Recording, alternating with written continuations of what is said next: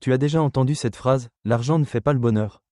On nous l'a tellement répété qu'on a fini par y croire. Mais la vérité, c'est que l'argent, ou plutôt l'absence d'argent, peut être une source immense d'angoisse et de stress. On pense que la richesse est réservée à une élite, que c'est une question de chance ou d'hérédité. Mais si je te disais que l'argent est en réalité un jeu avec des règles bien précises, et que tout le monde peut y exceller, à condition de connaître les règles? C'est ce que Robert Kiyosaki, l'auteur de Père riche, Père pauvre, a compris et a partagé au monde. Il n'est pas question de magie, mais de bon sens et de discipline. Dans cette vidéo, on va voir ensemble les 5 étapes pour maîtriser l'argent, non pas comme un fardeau, mais comme un allié. Prépare-toi, car ce que tu vas découvrir pourrait bien changer ta vie. Ah, la question qu'on se pose tous. Qu'est-ce que l'intelligence financière? On a tendance à penser que les plus brillants à l'école, ceux qui ont raflé les meilleures notes, sont forcément les plus doués avec l'argent. Mais est-ce vraiment le cas? Laissez-moi vous raconter une histoire qui fait réfléchir. On a tous en tête des génies, des Nikola Tesla, par exemple, des esprits exceptionnels qui, pourtant, ont fini leur vie dans la pauvreté la plus totale. Et de l'autre côté, il y a des gens qui n'ont jamais brillé sur les bancs de l'école, mais qui ont bâti des fortunes colossales. L'histoire de Jack Ma, le fondateur d'Alibaba, est un exemple parfait. Viré de son job, refusé dans la plus prestigieuse des universités, Harvard, s'il vous plaît, il a essuyé des noms à l'appel. Et pourtant, il est devenu l'une des personnes les plus riches de la planète.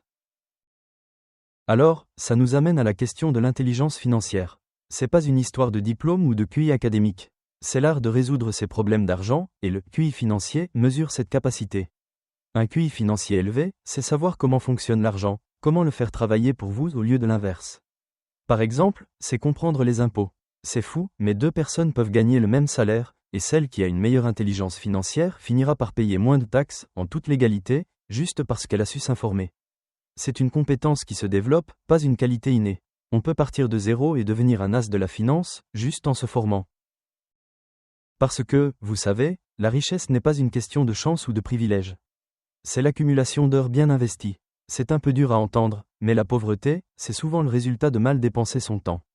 On passe nos vies à courir après un salaire, à travailler sans relâche pour un revenu qui ne nous permet que de survivre, et on pense que la richesse est un mythe, un truc de film. Mais la vérité, c'est que l'apostrophe.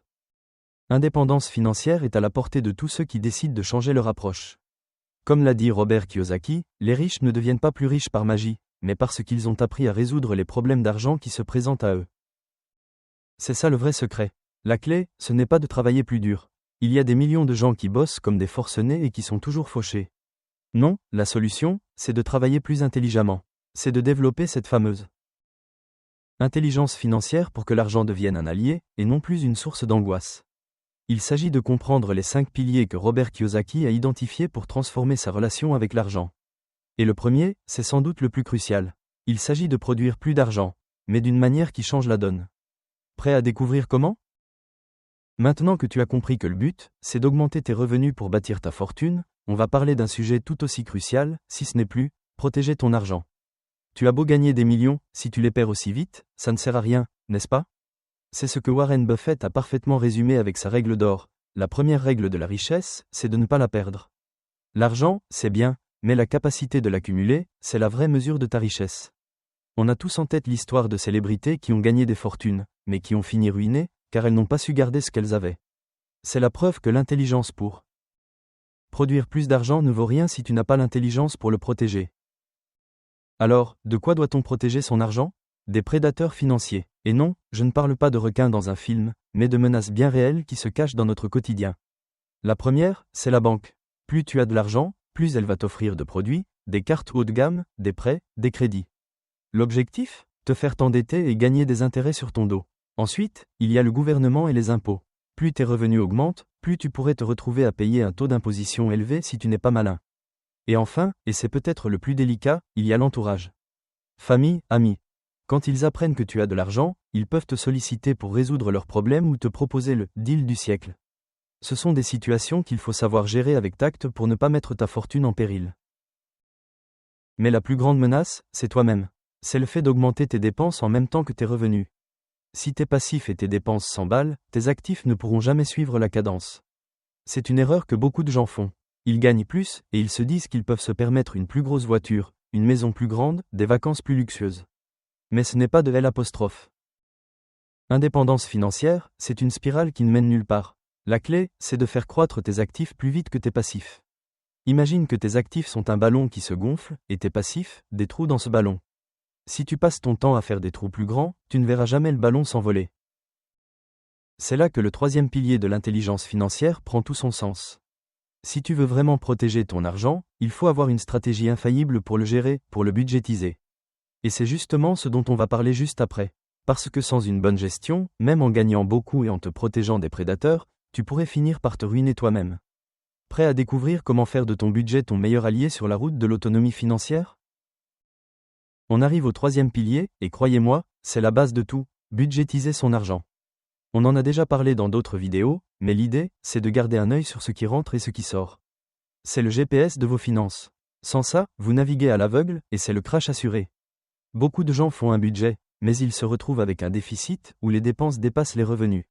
La réaction classique? On s'endette, on utilise les cartes de crédit, et on se retrouve dans une spirale infernale avec des taux d'intérêt qui vous asphyxient. Si vous êtes dans cette situation, la première chose à faire, avant même de penser à épargner ou à investir, c'est de vous payer vous-même en premier et de réduire vos dépenses inutiles. C'est la seule façon de sortir la tête de l'eau. Mais une fois que vous avez redressé la barre, le but est d'avoir un budget avec des excédents. C'est là que l'intelligence financière entre en jeu.